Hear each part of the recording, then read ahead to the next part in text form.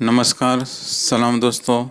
मैं S B Chavda आज आपके सामने standard 12th second language Gujarati उसका जो तीसरा चैप्टर है जिसका नाम है एक सरखा दिवस सुखना, ये कविता आपके सामने रखने का प्रयत्न कर रहा हूँ।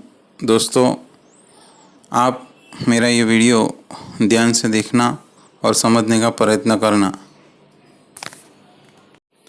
લેસન નંબર 3 એક સરખા દિવસ સુખના, જેના કવિનું નામ છે પ્રભુલાલ દ્વિવેદી, જન્મ 15/11/1892 અને અવસાન 31/1/1992।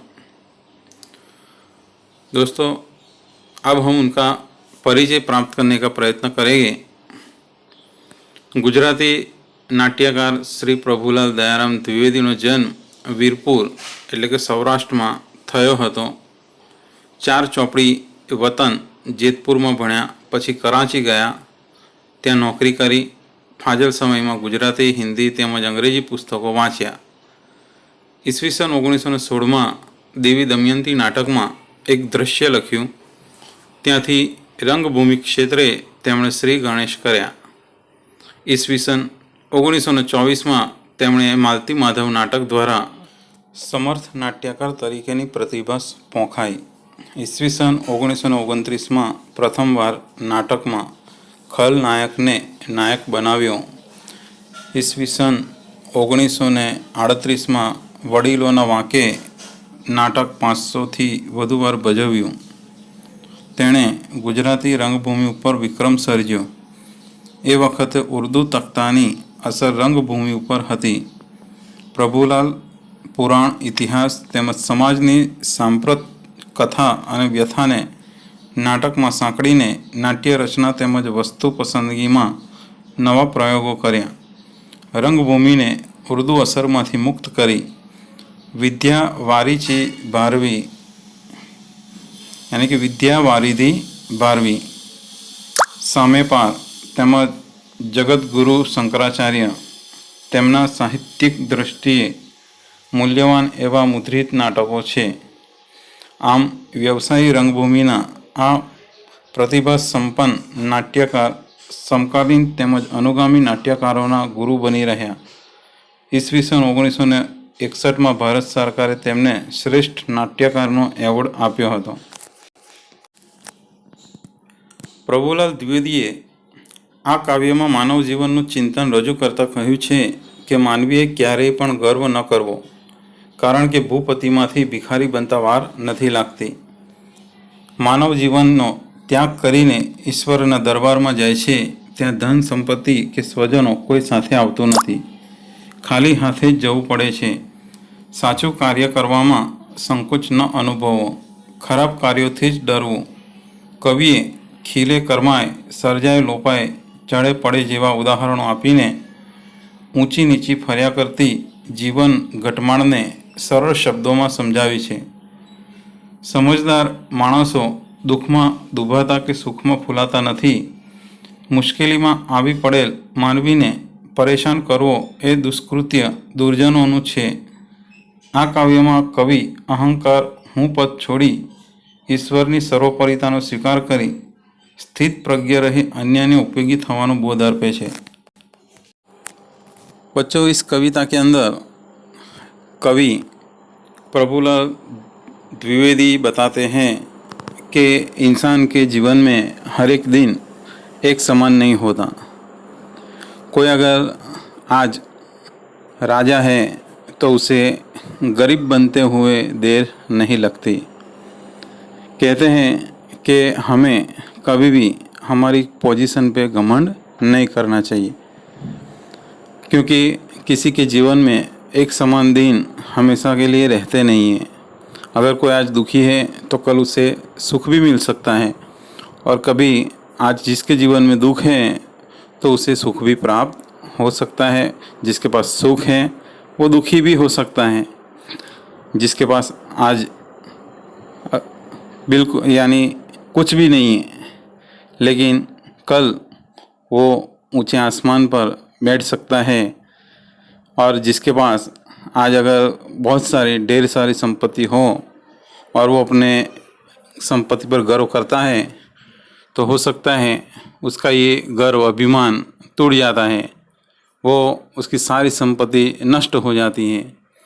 इसीलिए यहाँ पर कवि ने इस कविता के अंदर कई एग्जाम्पल भी देने का प्रयत्न किया है और हमें ये बताने का प्रयत्न किया है कि जीवन में हमें कभी भी किसी भी प्रकार का घमंड या अभिमान नहीं करना चाहिए, क्योंकि हर एक के जीवन में जो समय है वो एक समान नहीं रहता। कवि इस कविता के अंदर हमें ये बताने का प्रयत्न किया है कि हमें हूँ पद यानी कि अभिमान, घमंड छोड़कर हमें ईश्वर की सर्वोपरिता स्वीकार करनी चाहिए, ईश्वर की भक्ति करनी चाहिए और इस प्रकार हमें दूसरों के लिए उपयोगी बनना चाहिए। ये इस कविता का मैसेज है। दोस्तों, अब हम कविता पढ़ने का शुरू करेंगे। हम कविता स्टार्ट कर रहे हैं और मैं साथ साथ में आपको उन लाइनों को समझाने का प्रयत्न भी करूँगा। दोस्तों, अब हम ये कविता देखेंगे। पहली लाइन है, एक सरखा दिवस सुखना कोई न जाता नथी, एथी शाणा साह्य बीथी लेश फुलाता नथी। इन दो लाइनों में कहा गया है कि हर किसी के जीवन में एक जैसा दिन सुख का नहीं होता और इसीलिए जो समझदार लोग हैं वो अपनी साहिबी यानी अपनी जो पोजीशन है, अपनी जो पद है, उस पद से कभी भी अभिमान गर्व नहीं करते, क्योंकि उन्हें पता है कि हर एक के जीवन में जो सुख के दिन होते हैं वो एक समान नहीं होते, क्योंकि आज सुख है तो कल दुख भी आ सकता है। भाग्य रूठे के रिजे एनी तमा एने नथी, एज शुरा जे मुसीबत जोई मुंजाता नथी। यहाँ पर कवि कहते हैं कि अगर भाग्य यानी कि नसीब हमारा जो होता है वो हमसे रूठे या मान जाए, इसकी जो शूरवीर इंसान होते हैं उसे कभी भी इन सब बातों की, इन सब चीज़ों की पड़ी नहीं होती। ऐसे जो शूरवीर होते हैं वो अपने नसीब के जोरों पे बैठे नहीं रहते, बल्कि जो मुसीबत होती है उन मुसीबतों का वो सामना करते हैं, वो उदास होकर बैठे रहते नहीं हैं। खिले ते करमाय छे, सर्जाय ते लोपाय छे, जे चढ़े ते पड़े, ए नियम पलटाता नहीं। यानी कवि ने यहाँ पर जीवन का जो रहस्य है वो हमारे सामने रखने का प्रयत्न किया है। यहाँ पर कवि कहते हैं कि हमारा जो जीवन है वो उस फूल की तरह है कि जो फूल सुबह में खिलता है वो शाम को मुरझा जाता है, और जो जिसका सर्जन होता है वो नष्ट भी होता है। यानी जो ऊपर चढ़ता है उसको नीचे भी आना पड़ता है। इसीलिए ये तो कुदरत का जो नियम है, क्योंकि इस नियम को हम कभी बदल सकते नहीं हैं। अगर आज हम ऊंचे पद पर है, अगर आज हमारे पास बहुत सारी धन दौलत है, तो हो सकता है कोई दिन ऐसा भी आ सकता है कि हमारा जो पद है वो हमारा पद ऊपर के स्थान पर से नीचे आ सकता है, हमारी धन दौलत चली जा सकती है। इसीलिए हमें कभी भी घमंड नहीं करना चाहिए। समय बड़ो बड़वान छे, नहीं पुरुष बलवान, काव्य अर्जुन लूटियो एज धनुष्य ए बाण। यहाँ पर कवि ने समय के बारे में बताया है। कवि कहते हैं कि समय बहुत बलवान होता है, क्योंकि समय के आगे कितना भी बलवान पुरुष क्यों न हो, उसकी ताकत वहाँ पर काम में नहीं आती। जैसे कि यहाँ पर अर्जुन का उदाहरण दिया हुआ है। कहते हैं कि अर्जुन धनुर्धारी था और उसके पास गांडीव था। कहते हैं कि शक्तिशाली गांडीव होने के बाद भी जो लुटेरे थे, उन लुटेरों ने अर्जुन को लूट लिया था और अर्जुन उस समय एकदम लाचार और विवश हो गया था। इसलिए कवि यहाँ पर कहते हैं कि समय बलवान है, चाहे कितना भी कोई ताकतवर क्यों ना हो, एक दिन उसे अपनी ताकत पे जो उसको गर्व, जो अभिमान होता है, वो अभिमान भी उसका चला जाता है। भाग्य फूट्यो त्या भूपति बमतो मांगे भीख, धन जन संपत साहेबी कोई न आवे साथ। यहाँ पर सज्जन आ संसार में गर्व छोड़ता सीख, भाग्य फूट्यो त्या भूपति बमतो मांगे भीख। यहाँ पर कवि इंसान को ये संदेश देने का प्रयत्न कर रहे हैं कि हे मनुष्य, इस संसार में तू हमेशा अपना जो गर्व है, अभिमान छोड़ दे। यानी हमें कभी भी अभिमान करना नहीं चाहिए, क्योंकि अगर हमारा नसीब अगर फूट जाता है तो हम कितने बड़े राजा क्यों न हो, फिर भी हमें भीख मांगने की नौबत आ सकती है। इसीलिए यहाँ पर जो शब्द दिया भूपति यानी राजा और साहिब यानी बड़ाई, यहाँ पर कवि ये कहता है कि अगर इंसान अगर अपना गर्व, अपना अभिमान नहीं छोड़ता तो उसे अपने अभिमान की वजह से कई बार राजा को भी भिखारी बनने की देर नहीं लगती। इसीलिए कवि यहाँ पर हमें ये उपदेश देता है कि हमें अभिमान छोड़ना सीखना चाहिए, हमें अभिमान का त्याग करना चाहिए। धन जन संपत साह्यबी कोई ना आवे साथ, यानी साह्यबी यानी कि આપણી મોટાઈ। ईश्वरना दरबार में जाओ खुले हाथ। इन लाइनों में कवि हमें ये समझाने का प्रयत्न करते हैं कि हे मनुष्य, अगर हमारे पास कितनी भी धन दौलत क्यों ना हो, संपत्ति क्यों ना हो, और हम कितने भी बड़े आदमी क्यों ना हो, मरने के बाद हमारे साथ कुछ आता नहीं है, क्योंकि हम खुले हाथ आए थे और खुले हाथ हमें जाना है। हमारे साथ मरने के बाद कुछ भी आता नहीं है। ये धन दौलत, ये संपत्ति, ये ज़मीन जायदाद, ये सारी चीज़ें यहीं पर छोड़कर हमें जाना है। ये सारी चीज़ें हमारे साथ नहीं आने वाली। इसलिए हमें कभी घमंड, गर्व नहीं करना चाहिए। डरवानुं दुष्कर्म थी एज जीवननो सार, मरवाथी डरवू नहीं मरवू एक ज वार।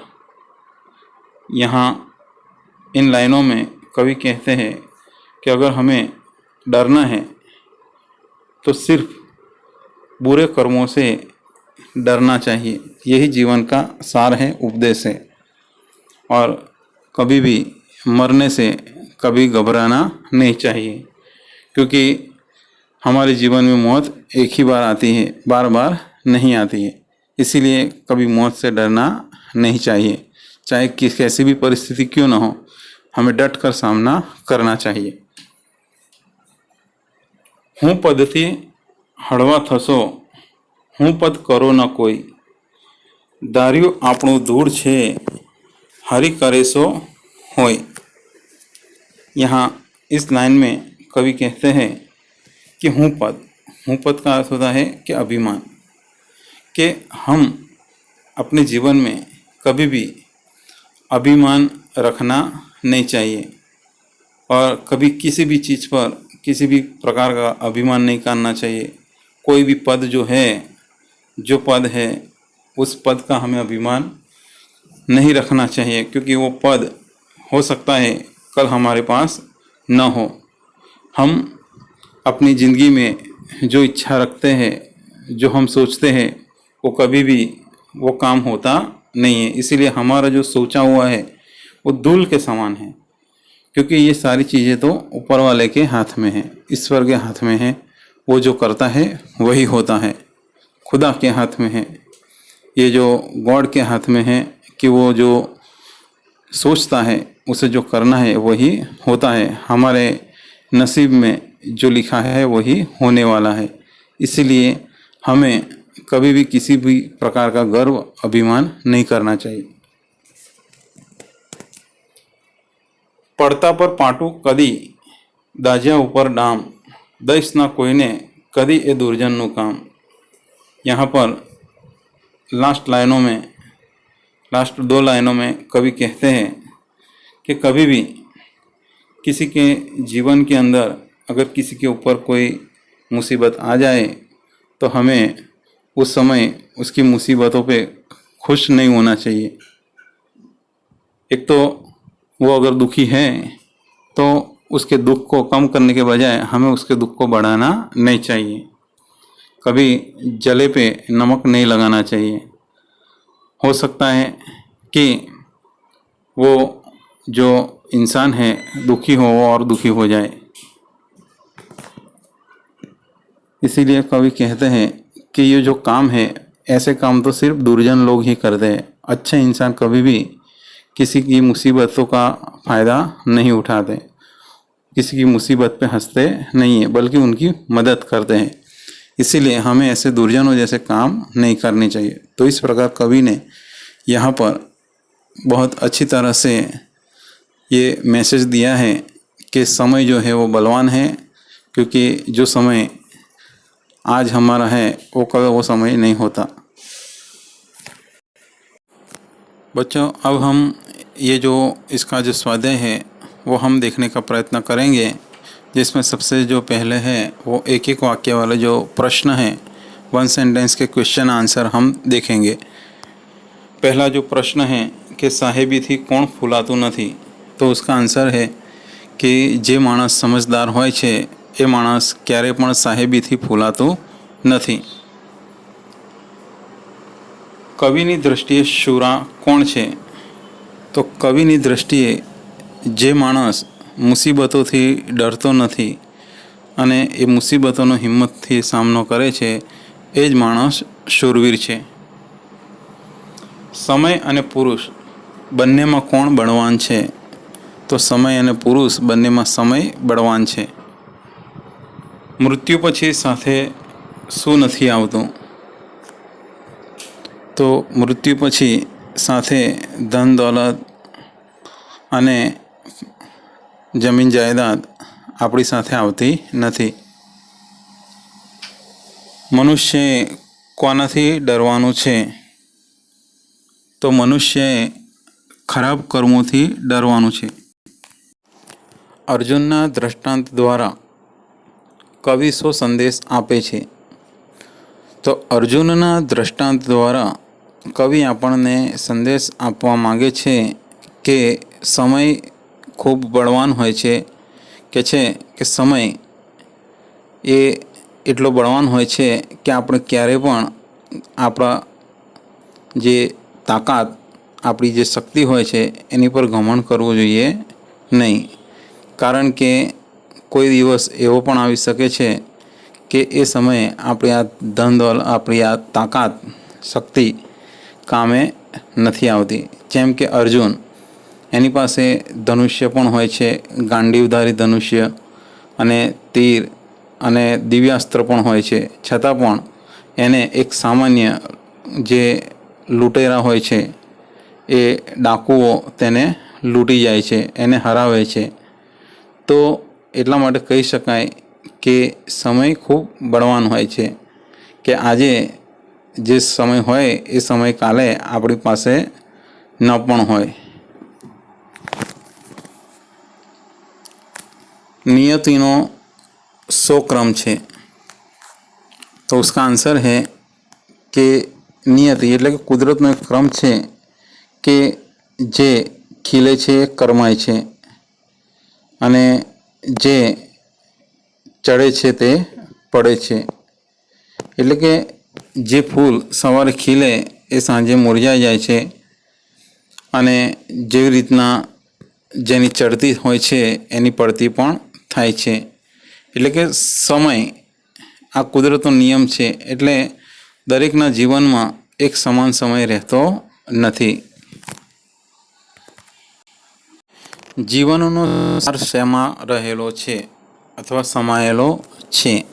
તો એનો જવાબ છે કે કુદરતનો એ નિયમ છે કે આપણે હંમેશા કે છે કે જે માણસ જન્મ લે છે એનું મૃત્યુ નિશ્ચિત હોય છે। એટલે હંમેશા કે છે કે મરવાથી ડરવું જોઈએ નહીં, અને જો ડરવું જ હોય તો હંમેશા આપણા ખરાબ કર્મોથી ડરવું જોઈએ। એ જ જીવનનો સાર છે। સવિસ્તર ઉત્તર લખો। એક સરખા દિવસ સુખના કોઈના જાતા નથી કાવ્યમાં માનવીય પરિસ્થિતિ અને પરિવર્તન અંગે શો સંદેશ સમજાવ્યો છે? તો આ કવિતાની અંદર કવિએ આપણને એ સંદેશ આપવાનો પ્રયત્ન કર્યો છે કે માણસના જીવનમાં દરેક સમય એક જેવો રહેતો નથી। કારણ કે જો આજે માણસની એની પાસે સુખ સમૃદ્ધિ, ધન દોલત અને ઊંચા પદ પર હોય તો થઈ શકે છે કે કાલે એવો સમય પણ આવી શકે છે કે એની પાસે ના તો ધન દોલત રહેતી હોય, ના તો એની પાસે કોઈ પદ હોય। અને બીજું કે ક્યારેય પણ કે છે કે પોતાના પદનું ઘમંડ કરવું જોઈએ નહીં, કારણ કે જે પદ આજે આપણી પાસે હોય છે એ કાલે ન પણ હોય। જો રાજાને પણ ભિખારી બનતા વાર લાગતી નથી, કારણ કે જે માણસ જો આજે રાજા છે તો કાલે એવો પણ સમય આવી શકે છે કે એનું રાજપાટ ચાલ્યું જાય અને ભિખારી પણ બની શકે છે। એટલે આ કવિતાનો એ સંદેશ છે કે આપણે હંમેશા કે છે કે સમયની સાથે જીવતા શીખવું જોઈએ। આપણે હંમેશા સારા કામો કરવા જોઈએ, ક્યારેય પણ અભિમાન કરવું જોઈએ નહીં, હંમેશા બીજાની મદદ કરવી જોઈએ। અને બીજું કે આપણે આપણું અભિમાન, આપણું ગર્વ ત્યાગવું જોઈએ। એક સરખા દિવસ સુખના કોઈના જાતા નથી કાવ્યનો મર્મ તમારા શબ્દોમાં લખો। તો આનો જવાબ એ થઈ શકે છે કે આ કવિતાની અંદર કવિએ આપણને સુંદર સંદેશ, મેસેજ આપેલો છે કે મનુષ્યના જીવનમાં કોઈ સમય જે છે એ એક સમાન રહેતો નથી, કારણ કે સમય તો એ સતત વહ્યા કરતો રહે છે। જે માણસ આશે કે છે, જે માણસની પાસે આજે ધન દોલત, ગાડી, બંગલો, જમીન જાયદાદ જો હોય તો કાલે એની પાસે એ ન પણ હોય। બીજું કે એણે ક્યારેય પણ આ પોતાની ધન દોલત, પોતાના પદનું અભિમાન કરવું જોઈએ નહીં, હંમેશા કે છે કે બીજાની મદદ કરવી જોઈએ। અને સાથે સાથે કવિએ એ પણ કહ્યું છે કે કુદરતનો નિયમ છે કે જે ચડે છે તે પડે છે, જે ખીલે છે એ કરમાય છે। એટલે આપણે હંમેશા કે છે કે સારા કર્મો કરવા જોઈએ, ક્યારેય પણ ખરાબ કર્મો કરવા જોઈએ નહીં। ખરાબ કર્મોથી આપણે હંમેશા ડરવું જોઈએ અને મરવાથી ક્યારેય પણ ગભરાવું જોઈએ નહીં। આપણે ક્યારેય પણ કોઈ પણ માણસ મુસીબતમાં હોય તો એની મુસીબતમાં આપણે એનો ફાયદો ઉઠાવવો જોઈએ નહીં, આપણે એની મદદ કરવી જોઈએ। અને હંમેશા આપણે આપણો જે અભિમાન છે આપણા મનની અંદર જે અભિમાન ભર્યું છે આપણા મનમાં, એ અભિમાન કાઢી નાખવું જોઈએ. કારણ કે તો જ આપણે ઈશ્વર સુધી પહોંચવાનો આ જ જે રસ્તો છે એ રસ્તા પણ જઈ શકીએ છીએ. એટલા માટે આ કવિતાની અંદર કવિએ આપણને આ પ્રમાણેનો મેસેજ આપેલો છે.